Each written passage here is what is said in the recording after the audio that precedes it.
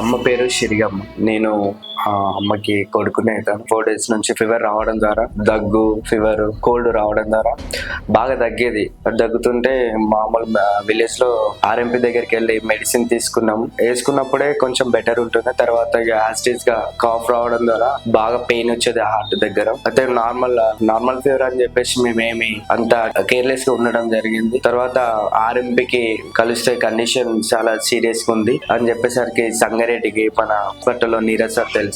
Sir కి consult అయ్యి ఒక 1 week బ్యాక్ సార్ తో మాట్లాడి డాక్టర్ స్పెషలిస్ట్ మన అక్షిత మేడం కలిసి కండిషన్ పేషెంట్ చూడడం, అమ్మని చూడడం జరిగింది. తగినటువంటి స్కానింగ్, సిటీ స్కానింగ్, కావాల్సిన ఎక్స్రేలు అవన్నీ తీసి ఆ బాడీకి సంబంధించిన అన్ని ఎక్స్రేలు తీసి దానికి తగ్గట్టు వైద్యాన్ని, దానికి తగ్గట్టు మందులను కూడా రాయడం జరిగింది. గత 7 రోజుల నుంచి ఇక్కడ ఉన్నాం. ఈ రోజు కొంచెం బెటర్ అయిపోయింది. ఈ రోజు డిశ్చార్జ్ కూడా చేస్తున్నారు.